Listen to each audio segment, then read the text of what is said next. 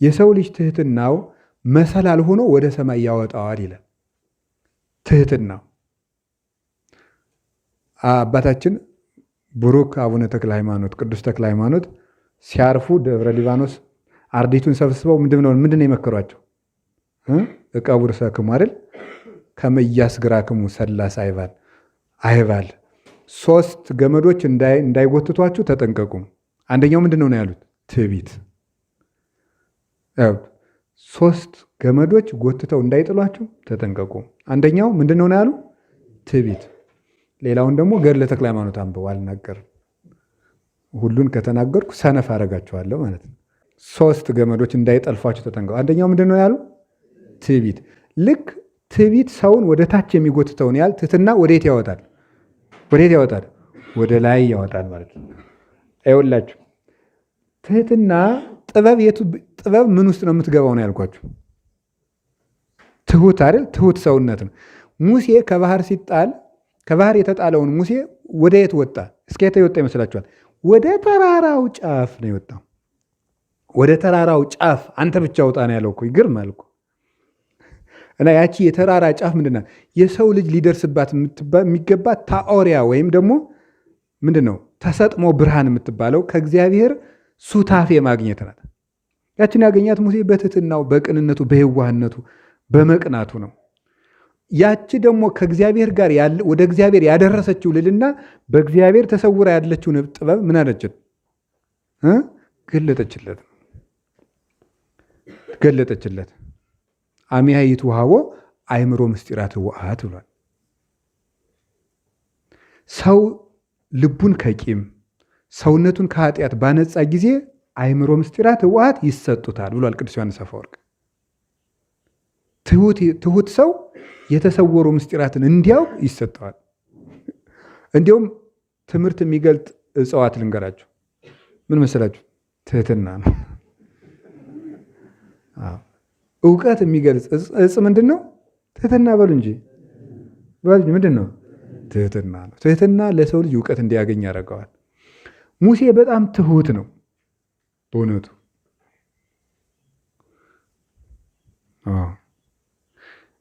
አሁን ወደ ፈርዖን እልክሃለሁ ሲለው ራሱ ኧረ ፈርዖን ከባድ ሰው ነው ብሏል። ምንድን ነው ያለው? እኔ ምንድን ነኝ ነው ያለው? ዲዳ ሰው ነኝ ነው ያለ። የፈርዖንን ታላቅነት ሳይሆን የተናገረ የማንን ዝቅተኛነት ነው? የራሱን ዝቅተኛነት ነው የተናገረ። እኔ ዲዳ ሰው ነኝ ነው በእግዚአብሔር ፊት እንኳን የተናገረው። ትህትናው ከፍ ካደረገችው በኋላ ምን ተሰጠው መሰላችሁ? አእምሮ ምስጢራት ህወሓት ተሰጠችው። ስውር ምስጢር እንዲያውቅ ተደረገ። ምን አወቀ? ዓለም ሲፈጠር የነበረውን ስርዓት አወቀ ማለት ነው። እንዲህ እኮ ይገርመኛል። ሙሴ እግዚአብሔር እንዲያ አድርጎ ፈጠረ፣ ከዚያ በኋላ ውሃው በዚህ በኩል ነበር ሲል እኮ እያየን የሚናገር ይገባቸዋል። እሱ ከመወለዱ በፊት ስንት ሺህ ዓመት ቀድሞ ዓለም ሲፈጠር የነበረውን ስርዓት ጻፈልን። ይሄንን አይን የሰጠማን ነው እግዚአብሔር። በምን ሰጠው? በትህትናው፣ ለእግዚአብሔር አምልኮ በመቅናቱ፣ የዋህ በመሆኑ፣ ተቆርቋሪ ስለሆነ፣ ለወገን የሚቆረቆር ስለሆነ እግዚአብሔር ይህን ሰጠው። እኛ እዚህ አካባቢ ያለውን ማናውቁነን። እኔ አሁን ለምሳሌ ደንበዛ ምን እየተደረገ እንዳውቃለሁ። እንኳን ደንበዛ አሁን እዚህ እኔ ታዛ ምን እየተደረገ እንደሆነ አላውቅም።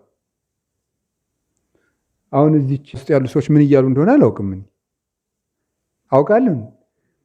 እኔ እዚች አካባቢ አላውቅም። ሙሴ ግን ራቅ ብሎ ሄዶ ራቅ ብሎ እኔ አሁን ዛሬ ጠዋት ምን እንደተደረገ የምን ዛሬ ጠዋት አሁን ምን እየተደረገ እንደሆነ ያውቃለሁ እንዴ? አላውቅም። ሙሴ ዘመንን ርቆ ቦታንም ርቆ ማየት የሚችልበትን አይን ሰጠው እግዚአብሔር። ዘመንንም አየ ቀደመው፣ ቦታንም ቀድሞ አየ። ገና ዓለም ሲሰራ እንዲህ እያለ እያረገረገ ያልጸናችውን መሬት ከነ ልህልህነቷ አጥርቶ የሚያይበት የልብ አይን ከፈተለት እግዚአብሔር። ይህን አይን ነው ስጠን የሚባለው ማለት ነው። ይህን አይን ስጠን። ምንድን ነው ታዲያ ግን እንትን የሚያደርገው የሚያውረው ካላችሁ ምንድን ነው? ቂምና ሆዳምነት ልብ ያውራል። በጣም በጣም በጣም ነው የሚያውረው። ቂመኛ ሰው 24 ሰዓት እየሰገደ መጽሐፍ ቢያጠና አይገለጥለትም። ቂም ጨለማ ነው፣ ጢስ ነው። ጢስ መጽሐፈ መነኮሳት ጢስ ነው የሚለው። እስቲ አሁን እዚህ ውስጥ ጢስ ጢስ ባጤስ ምን ያደርገናል? አይናችን በሉ እንጂ ማየት ትችላላችሁ? ጢሱ እየጤሰ አይቻልም። በጣም ብጨምርበት ጢሱ በቃ ማልቀስ ብቻ ነው፣ ማየት አይቻልም። ወብነ ክሌቲ አይንት ዘውስጥ እየንተ ክሌቲ አይንት ዘአፋ። በውጭ ሁለት አይን እንዳለን በውስጥ ስንት አይን አለን? ሁለት አይን አለን። የውስጨኛው አይናችን ጢስ ስናጤስ እንደሚጠፋው ሁሉ ማየት እንደማይችለው ሁሉ የውስጠኛው አይናችን ደግሞ የቂም ጢስ የሚጤስበት ከሆነ ማየት አይችልም። ስለዚህ ብሎ መደናበር ነው። አሁን እኮ ማየት ያቃተል እዚያ ሁሉ በቃ መደናበር። አልቦ ገሌ ወገሌ ነው። ከራስ እስከ እግር የሚለው ይበቃል። ከራስ እስከ እግር ቂም ቋጥሮ ዝም ብሎ መጃጀል። አዛ ተነስቶ ዮሐንስ ወንጌል ምዕራፍ 5 ቁጥር 6 ማለት ዝም ብሎ እንዴ ልብ ወለድ ነው እንዴ? አይደለም እኮ የፍቅር ህግ ነው። ህጉ ወንጌል ምዕራፍ ብሎ ማንበብ እንዲሁ ምን ይደረጋል እንግዲህ። ጋኖች አለቁና ምንቸቶች ጋን ሆነ ማለት ነው። እና አይንን የሚያበራው ከቂም ነፃ መሆን ነው። ሙሴ ያየውን ተመልከቱት። እውነቴን ነው እኮ የምነግራችሁ፣ እውነቴን ነው። ዘመንን ቀድሞ የሚያይ እና እግዚአብሔር ሲፈጥር አሳየው። እግዚአብሔር እኮ ሲፈጥር ማንም አልነበረም። እግዚአብሔር የራሱ ወዳጅ ሲያደርግ ከልቡ የሚያስቀረው ምስጢር የለም። እግዚአብሔር ወዳጅ ሲሆኑ ለወዳጅ ምስጢር ነገር አይደል?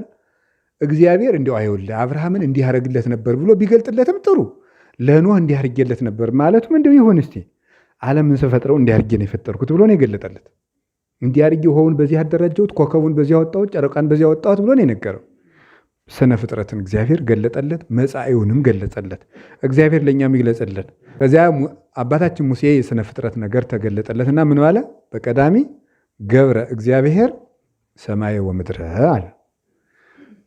በመጀመሪያ እግዚአብሔር ሰማይና ምድርን ፈጠረ ብሎ ጀመረ። 3 ጥያቄዎችን መልሷል ሙሴ አይደል? በዚህ ባለፈውም ተነግራችሁ ነበር። 3 ጥያቄዎችን የመለሰ። አንደኛው ማን ፈጠረ ነው መልስ። መልስ እንጂ ምን ፈጠረ? መቼ ፈጠረ? መጀመሪያ ነው። አዎ ዓለም በራሱ መጣ፣ ዓለም በራሱ ነው የተገኘ የሚሉትን የለም።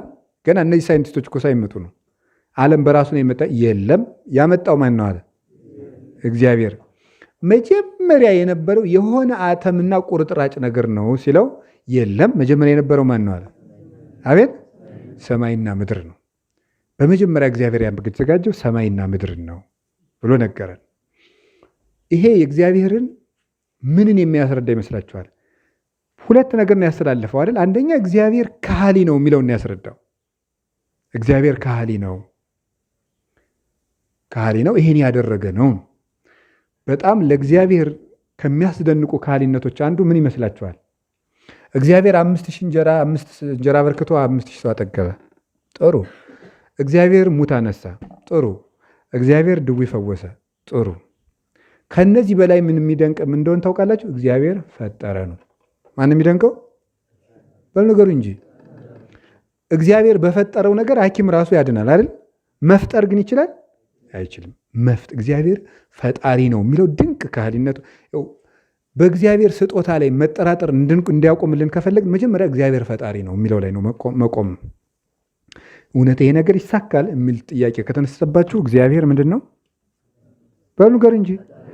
ፈጣሪ ማለት ምን ማለት ነው? የሌለን ነገር ያለን ነገር መጠበቅማ ዘበኛውም ይጠብቃል አይደል? እንዳቅሙ የሌለን ማምጣት ግን እግዚአብሔር ብቻ ነው የሚችለው። በጣም የሚያስደንቀው አንደኛ እግዚአብሔር የሌለን ማምጣቱ፣ ሁለተኛ ደግሞ ያለውን ማጥፋቱ። አይ ማጥፋትማ እኛ ስናጠፋ ያለ ልትሉ ትችላላችሁ። ማጥፋት ሲባል ምን ማለት ነው?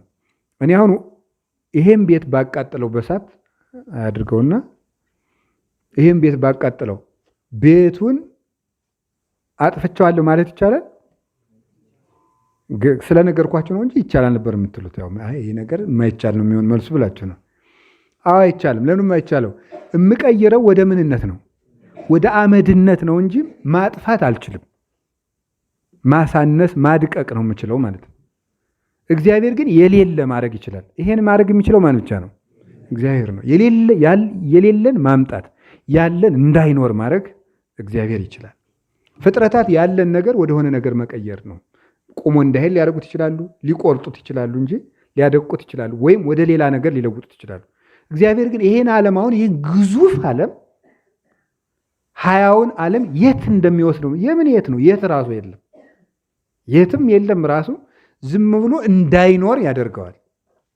ከዚህ ቤት ዕቃ ብናወጣ እዚያኛው ቤት ለማስገባት ነው ወይ ውጭ ለመጣል ነው። እግዚአብሔር ግን ይህንን ዓለም የትም ሳይጥለው ያጠፋዋል። በቃ ያጠፋዋል። ይሄ ካህሊነት ነው። አሁን ከፈጣሪነቱ በመጀመሪያ እግዚአብሔር ሰማይና ምድርን ፈጠረ ብሎ ለእስራኤል ለተጓዥ ሕዝብ መንገድ ለምን ይመስላችኋል? የሚመራችሁ እግዚአብሔር እንዲህ ማድረግ የቻለ ነው ማለት ነው። ገብቷችኋል? እግዚአብሔር በመጀመሪያ ሰማይና ምድርን ፈጠረ ብሎ ለእስራኤል የሚነግርበት ምክንያት እናንተን የሚመራው እግዚአብሔር ምን ማድረግ የሚችል ነው እያላቸው ነው። እንዲህ ማድረግ የቻለ አምላክ ነው እኮ የሚመራችሁ። ተስፋና የልብ ብርታትን ለመጨመር ነው። ተስፋ ነው። የምታምኑት አምላክ እንዲህ የሚያደርግ ነው። ለዚህ ነው ብፁዕ ሕዝብ ዘእግዚአብሔር ምን የተባለ እግዚአብሔር ፈጣሪው የሆነለት ሰው ምንድን ነው? ንዑድ ክቡር ነው። የምታምኑት አምላክ እንዲህ ነው። በውሸት አምላክ የተባለ አይደለም። ሰርቶ የሚመለክ በስራው የሚታወቅ አምላክ ነው። በግብሩ የታወቀ አምላክ ነው። እንደዚያ እንደሆነ ደግሞ እንዳያችሁት ነው አላቸው። በመጀመሪያ ሰማይና ምድርን መፍጠር የተቻለው ስለሆነ ሁሉ በሱ እጅ ነው። ከሱ የሚያመልጥ የለም ነው። ስለዚህ ወደፊት የሚገጥሙንን አማሌቃውያንን ሁሉ አትደንግጡላቸው። ምክንያቱም የሚመራን ማን ነው? እነሱን ጭምር የፈጠረ ማን ነው? እግዚአብሔር ነው እያላቸው ነው። ይህን ትውክልት ነበር የሚጨምርላቸው ሙሴ። የእግዚአብሔርን ፈጣሪ እግዚአብሔር በመጀመሪያ ሰማይና ምድርን ፈጠረ ሲባል ፈጠረ የሚለው ሰው ብዙ አይመስጠው። እግዚአብሔር መጀመሪያ ሰማይና ምድርን ፈጠረ በቃ ፈጠረ ብሎ ዝም ነው የሚለው ማለት ነው። እንዲያው ነፍስ ታመመች የምትባለው ምንድን ነው? አልገርማት ሲል ወይም ደግሞ የማይደንቃት ነፍስ የታመመች ነፍስ ናት። አሁን ለታመመ ሰው ሄዳችሁ ለታመመ ሰው እንደዚህ ከሆነ ይገርማችኋል ዲያ ነው የሚል አይደለም። ምንም የሚያስደንቅ ነገር ለታመመ ሰው ነገሩ ይደንቀዋል እንዴ? አይደንቀውም። ነፍስ ከታመመች ማድነቅ ነው የምታቆመው። የእግዚአብሔር ስራ አይደንቃትም ምንም። በቃ ፈጠረ አሁን ናት ፈጠረ ሁሉስ ፈጠረ ማለት እኮ ማለት ምን ማለት መሰለህ? ይኸውልህ እስቲ ቀና ብለህ ተመልከታቸው እኮ ቅዱስ ዮሐንስ አፈወርቅ የሚለው ማታ ውጣና እስኪ ሰማዩን ተመልከተው። እነዚህ እኮ ለአንተ የሚያሸበሽቡ ሚዜዎች እኮ ናቸው እኮ ነው የሚለው። እነዚህ ለአንተ የሚዘምሩ ናቸው እኮ። እነዚህን ከዋክብት እኮ የፈጠራቸው ለዓይኖችህ ነው የሚለው። ምን ያህል እንዳከበረ ተመልከት። ለዓይንህ ምግብ ሰርቶልሃል። አበባን የሰራው ለምንድን ነው? ለዓይናችን እኮ ይሰጠርልን አይደል? ዓይናችን የሚያየው ጥሩ ነገር እንዲሆንለት አበባን ፈጥሮ፣ ጆሮአችን ጥሩ ነገር እንዲሰማ ወፎቹ እንዲዘምሩ አድርጉ። እስቲ አሁን ስሟቸው። አሁን እዚህ ያሉ ወፎችን አሰሟቸውም እኮ እናንተ። የምሬን ነው። እንዲያው ስልክ ገዳም ውስጥ ባይኖር ጥሩ ነው እላለሁ እንጂ እኔ አንዳንድ ጊዜ ገዳም ያሉ ሰዎች ሲደውሉልኝ ስልክ ወፎቹ ጩ ሲሉ ደስ ይሉኛል። በሰው ስልክ እኮ አንሰማቸው ማለት ነው። ሰው እንደው የወፍ ድምፅ ሲያሰማኝ ደስ ነው የሚል። ቁጭ ብላችሁ ሰሟቸው ደስ ይላሉ። እነዚህ ቂም የላቸው ምን የላቸው በቃ ደስ ሲሉ የእግዚአብሔር መጋቢነት ያሳያሉ። አሁን የኛ ገዳም ጥሬ ይደፋል። ምንድን እንደሚበሉት ታያቸዋላችሁ። ምንድን ነው የሚበሉት? የሰማይ ወፎችን ተመልከቱ ያላቸው እኮ እያያቸው ነው። ምስክሩ እየበሉ እያየናቸው ነው። እና ወፎች ለአንተ ነው የተፈጠሩት። እጽዋቱን አሰርገዋ ለምድር በስነ ጽጌያት ወለሰማይኒ በከዋክብት፣ ሰማይን በከዋክብት አስጌጠ፣ ምድርን በአበቦች። ለእኛ ነው የፈጠረ ይህን ሁሉ የምንሰማውን የምናየውን ሁሉ። እና ብቸኛ ነኝ ብለህ አታስብ። ዝም ብለህ ማታ ወጥተህ ብታየው ይሄ ሁሉ ሰራዊት አንተን ለማጀብ የተፈጠረ ነው። ደስ ይላችኋል? ሰው እኮ ንጉሥ ነው። እውነት ልንገራቸው፣ እኔማ ዘመድ የለኝ አጎት የለኝ ምናምን አትበል። ይሄ በአጠቃላይ እንጨቱ ሁሉ እኮ እናንተን የሚያጅብ ሰው ንጉሥ ስለሆነ እኮ ይህ እኮ ሰራዊት ነው። ወደ ጫካ ስትሄዱ እኔ እኮ ንጉሥ ነኝ ብላችሁ አስቡ። እውነት እኮ ምክራችሁ ይሄ የኔ ሰራዊት ነው ብላችሁ አስቡ። ሰው ምንድን ነው የተባለው? ንጉሥ ነው። ሰው ንጉሥ ነው። ወፎቹ የሱ ሰራዊት ናቸው። ከዋክብት የሱ ሰራዊት፣ ፀሐይ፣ ጨረቃ፣ ከዋክብት የሱ ናቸው። ከበቃ ደግሞ ቁሚ ማለት ይችላል። ፀሐይ እንደያዙ ቁም፣ ጨረቃ ቆይ ማለት ይቻላል።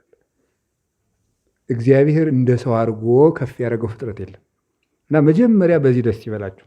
እውነቴ ነው። በዚህ ሌላ ሁሉ ይቅር፣ ቀስ ብሎ ይመጣል። ካልመጣም ጥንቅር ብሎ ይቅር። መጀመሪያ ግን በዚህ ነው ደስ የሚገባው።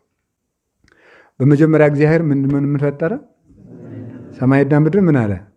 ፈጠረ። ከዚያስ ምን አለ? ምድርስ ሀለወት ራቃ። ምድር ባዶ ነበረች፣ ምንም አልነበረባትም፣ ምንም የላትም፣ አልፈጠረባትም፣ ባዶ ነበረች። ምን ይሰማቸዋል? እኔ ስለ ተስፋ ልንገራችሁ ብዬ ነው። ተስፋ ልንገራችሁ ብዬ ነው። እስቲ በሞቴ ምድር ባዶ ነበረች በሉ ሁላችሁ። ምድር ባዶ ነበረች በሉ። ምድር ምንድን ነበረች? ድገሙ። ስለዚህ አሁን እናንተ ስታስቡት እኔ እኮ እውቀት የለኝ ምግባር የለኝ ምን የለኝ ሲላችሁ መልሱ። ምድር ምንድን ነበረች? ባዶ ነበረች። ምድርም ባዶ ነበረች። ኋላ ግን ምን አላት? ይሄ ሁሉ ሀብት አላት። እኔም ባዶ ነበር ነኝ። እንደ መሬት ማክሰኞ ምን ሆናለሁ? ሙሉ ሆናለሁ ብላችሁ ማሰብ ያለብን። ምድር ባዶ ነበረች በሉ። እሺ ሰኞ ተዘጋጀች በሉ። ማክሰኞ አበቀለች። ረቡዕ ብርሃን መጣላት። ሐሙስ የባህር ዘመድ መጣላት። ዓርብ የየብስ ዘመድ መጣላት። መጨረሻ ላይ ሰው መጣላት። ይህን ሁሉ ዘመድ አገኘች። ግን ፊት ምን ነበረች? ባዶ ነበረች። እኛም ባዶ ነበር። እውነት ሐሰት? ተፈጥሯችሁን ራሱ አያስተምሯችሁም? እንዲህ እናታችን ማህፀን እኮ ስንገባ ሳለን ምንድን ነበር? ባዶ ነበር። ባዶ ነበር። ምንም በቃ የማናስብ የሆን የተበጠበጥን ነገሮች ነበር። እውነቴን እኮ ውሃ ነው የነበር ነው እኮ። እናቶቻችን ሳያውቁ አንዳንድ ጊዜ ሳይንስ ይናገራሉ። እንዲህ ውሃ ሆነ በቀር ይላሉ። ሰው ሲፈጠር መጀመሪያ ምን ስለሆነ ነው? ውሃ ስለሆነ ማለት ነው። ውሃ ነው ሰው ሲፈጠር። ውሃ እኮ ነው ነበር። ሰው ባዶ ነበር እኮ። ይገርማቸዋል። እውነቴን እኮ ነው። ሰው ባዶ ነበር እኮ። ሰው እኮ አይን የለው። ከአይን እስቲ ባዶ ነበር በሉ። ከጆሮ፣ ከአፍንጫ፣ ከልብ፣ ከኩላሊት በቃ እግዚአብሔር ከባዶ ነው የሰጠን ይሄን ነገር ሁሉ። ነገም ደግሞ ባዶነታችን መሙላት ይቻለዋል። እውነት ሐሰት? ሞላዋል እግዚአብሔር። ምድር ባዶ ነበር። ተስፋ ነው እግዚአብሔር ሊያስተምረን የፈለገ። ምድር እኮ ባዶ ነበረች ብሎ የነገረን ምንድን ነው? ከእናት ማህፀን ያመጣው ነገር የለም። ኋላ አንድ ጨርቅ ጨመሩልን፣ የሆነ ነገር ድሪቶ አለበሱን። እንደ ገጠር ድሪቶ። የከተማ ልጅ እንኳን መቼም አይጣ ላይ ድረስ ነው ተጀቡኖ መርጌታ ነው የሚመስል። እዚህ ላይ ጠምጥሞ እዚህ ላይ እንትን አድርጎ በዚህ በቃ ታምር ነው። እንደው ለገጠር ለከተማ ልጅ የሚደረገው ነገር ብዛቱ ይገርመኛል። አሁን አራስነቱም ክብር አለው ሁሉ ነገር። ብቻ ግን ባዶ ነበርን ነው የምላችሁ። ቃልም አልነበረንም፣ ሀሳብም እኮ አልነበረንም፣ ቆመ መሄድም አልነበረም። ኋላ ነው የመጣ ነው። እግዚአብሔር ባዶነታችንን ይሙላልን።